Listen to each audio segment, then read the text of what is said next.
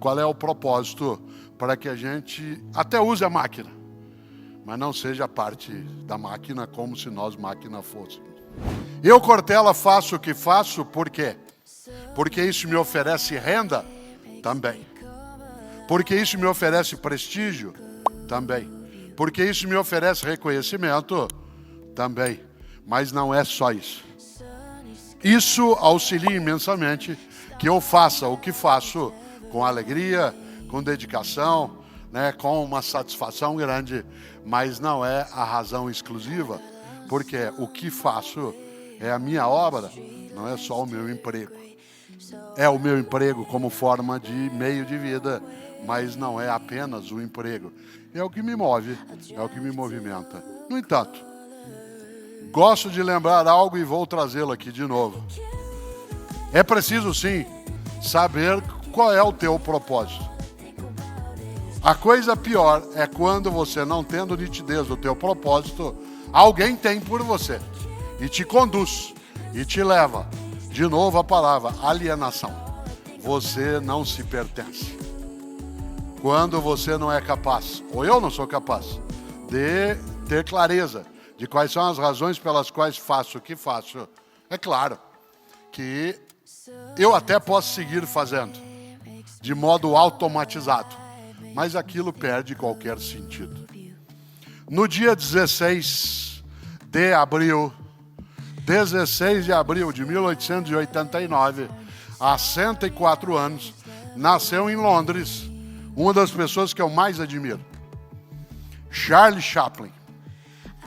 Charlie Chaplin é um homem que foi capaz de trazer a emoção da arte, de tornar a vida mais engraçada, tirar um pouco do desgraçado da vida por intermédio de uma personagem que ele criou, que é o vagabundo, o Carlitos.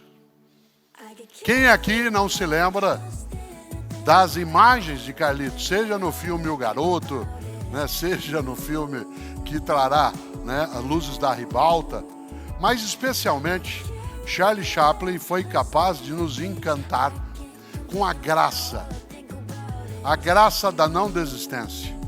Não é casual que ele seja um dos personagens mais imitados, né? É fácil a gente imitá-lo. Ele morreu no dia 25 de dezembro de 1977, no dia de Natal.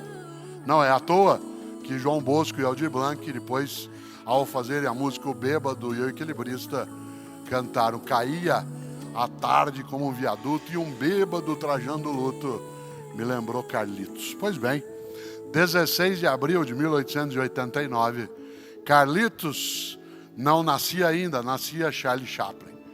Charlie Chaplin, um homem que produziu cinema mudo em larga escala e que em 1936, olha só, 1936, fez um filme que tem muito a ver com essa reflexão. Um filme chamado Tempos Modernos. Primeiro, que é, ainda num cinema que já não era mais mudo, ele faz um filme, Tempos Modernos, que é quase todo ele mudo. É o último filme mudo do Charlie Chaplin e é o primeiro filme em que a voz dele aparece. É o último filme mudo dele e é o primeiro em que ela aparece porque ele canta. Aliás, ele é o autor da trilha sonora desse filme. Trilha sonora essa que tem uma das mais belas canções, que é Smile. Você se lembra da música sem letra. A letra só virá em 1954, não foi feita por ele. Mas quando Charlie Chaplin faz Tempos Modernos, ele organiza ali uma grande questão. Aliás, ele foi acusado de ser comunista por conta de pensar essas coisas. Uma grande questão que é por que fazemos o que fazemos. E no Tempos Modernos, não sei se você se lembra, há uma cena clássica, que é o Carlitos como um operário, que está numa linha de montagem, numa empresa, em que ele tem que produzir tanto, que eles inventaram uma máquina para alimentá-lo automaticamente sem que ele parasse de trabalhar. Se você se lembra das cenas, elas são inesquecíveis, né? Ele está ali e vem uma máquina como se fosse um pequeno robô que levanta na frente dele, abre uma tampa, uma sopa é tirada, colocada enquanto ele trabalha, né? E aí vem um outro bracinho que pega um guardanapo e passa. Depois tudo dá errado naquilo. Mas a ideia é que ele não parasse de produzir. A cena mais emblemática, se você se lembra, ela é muito reproduzida em vários lugares, é quando ele está apertando, né, parafuso, e cada vez aquilo vai correndo mais a esteira, e ele vai apertando mais, e uma hora ele enlouquece, e ele começa a apertar qualquer tipo de coisa que pareça um parafuso, inclusive os botões da roupa, né, do supervisor, e aí vai. E há um determinado momento, e esse é o grande tempo da simbologia, em que ele cai na máquina. Ele cai na engrenagem. E essa é uma das cenas mais conhecidas, porque ele cai nos dentes da engrenagem da máquina e ele vai passando por todos os dentes e sai ileso do outro lado. Ele só sai ileso do outro lado, e essa é a simbologia, porque ele é parte da máquina. Isto é, ele não é uma pessoa com desejo, vontade, necessidade, propósito. Ele é parte da máquina. Se ele não fosse parte da máquina, ele seria triturado naquela máquina. Mas ele se integra tão bem com a máquina, que da máquina parte sendo ele compondo a mesma máquina, nada mais é. O filme fala sobre necessidade de humanização do mundo do trabalho. Ele irritou todos os cantos, desde o mundo nazista, em 1936, até o mundo stalinista soviético. Ele conseguiu, Charlie Chaplin, gerar inimigos para todos os lados. Porque ele trouxe uma questão à tona. Por que fazemos o que fazemos?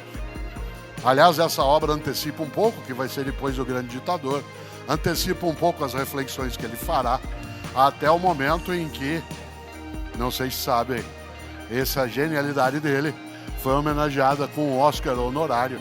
Ele é o maior tempo de aplausos em pé de toda a história do Oscar. São 14 minutos de aplausos ininterruptos, quando ele já mais idoso recebeu essa homenagem. Mas eu cito aqui Charlie Chaplin, há 134 anos nascido, porque ele foi capaz de nos provocar com uma questão. Qual é o propósito para que a gente até use a máquina, mas não seja parte da máquina como se nós máquina fôssemos? Isso vale para o casamento, para a amizade, para a convivência, para o emprego. Isso não é uma recusa ao emprego, à amizade, ao casamento, à escola. É apenas a necessidade de uma adesão consciente.